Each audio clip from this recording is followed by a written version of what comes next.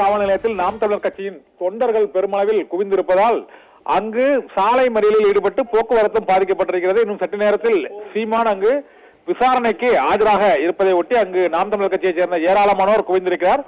ஒருபுறம் நாம் தமிழர் கட்சியின் தொண்டர்கள் நிர்வாகிகள் குவிந்திருக்கிறார்கள், மறுபுறம் போலீசார் பெருமளவில் குவிக்கப்பட்டுள்ளனர். இதனால் அந்த பகுதி முழுவதுமே பரபரப்பாக காணப்படுகிறது. இப்போது நாம் பார்த்துக் கொண்டிருக்கக்கூடிய அந்த காட்சி நாம் தமிழர் கட்சியின் நிர்வாகிகள் முழக்கங்கள் எழுப்பக்கூடிய அந்த காட்சியை தான் பார்த்துக் கொண்டிருக்கிறோம். நாம் தமிழர் கட்சியின் ஒருங்கிணைப்பாளர் சீமானை விசாரணைக்கு அழைப்பதை கண்டித்து அவர்கள் முழக்கங்களை எழுப்பிக் கொண்டு இருக்கக்கூடிய அந்த காட்சியை தான் பார்த்துக் கொண்டிருக்கிறோம். இதனால் அந்த பகுதியில் அவர்கள் திடீரென சாலை மறியலில் ஈடுபடுவதற்கு முயன்றதால் காவல்துறையினர்கள் அவரை தடுத்து நிறுத்தி இப்போது அவர்களை காவல் நிலையத்துக்கு அருகிலேயே ஓரமாக அமர வைத்துள்ளனர். அந்த இடத்தில் தான் அவர்கள் முழக்கமிட்டுக் கொண்டிருக்கிறார்கள். இன்னும் சற்று நேரத்தில் சீமான் விசாரணைக்கு ஆஜராக கூடிய சூழ்நிலையில் அவர் கைது செய்யப்படுவார் என்ற செய்தி பரவியதால் அவரது ஆதரவாளர்களும் கட்சியினரும் வலசரவாக்கம் பகுதியில் பெருமளவில் இப்போது குவிந்திருக்கிறார்கள். அந்த காட்சியை தான் இப்போது பார்த்துக் கொண்டிருக்கிறோம். ஒரு பக்கம் தொண்டர்கள் குவிந்திருக்கிறார்கள், மறுபுறம் போலீசாரும் குவிக்கப்பட்டுக் கொண்டிருக்கிறார்கள்.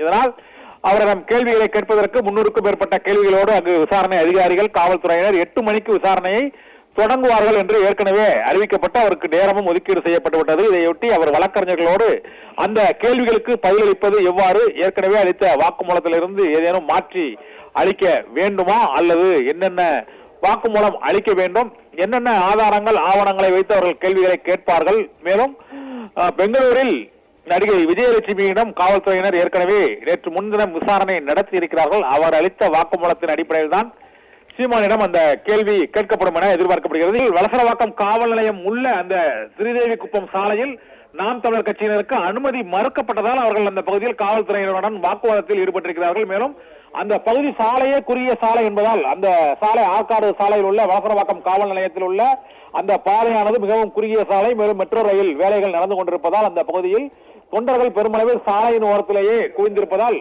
அங்கு நாம் தமிழர் கட்சியின் ஆதரவாளர்கள் வருவதற்கு தடுப்பரன்கள் வைத்து காவல்துறையினர் மறுப்பு தெரிவித்துள்ளார்கள்.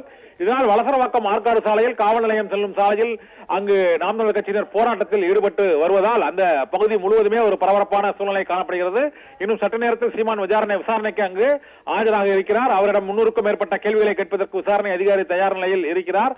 இந்த கேள்விகள் கேட்கப்பட்ட பின்னர், வாக்குமூலம் பெறப்பட்ட பின்னர் நள்ளிரவில் சீமான் கைது செய்யப்படுவாரா விடுவிக்கப்படுவாரா என்ற சந்தேகம் மற்றும் வதந்தி பரவி வருவதற்குரிய சூழ்நிலையில் இப்போது நாம் தமிழர் கட்சியின் ஆதரவாளர்கள் அங்கு காவல்துறையினருடன் வாக்குவாதம் மற்றும் கோஷங்களை எழுப்பி அங்கு சீமானுக்கு ஆதரவான முழக்கங்களை எழுப்பி வருவார்கள். இதே போல காவல்துறையினரும் அவர்களை அந்த பகுதியில் குவிந்து விடாத அளவுக்கு அங்கு பெருமளவில் குவிக்கப்பட்டிருக்கிறார்கள்.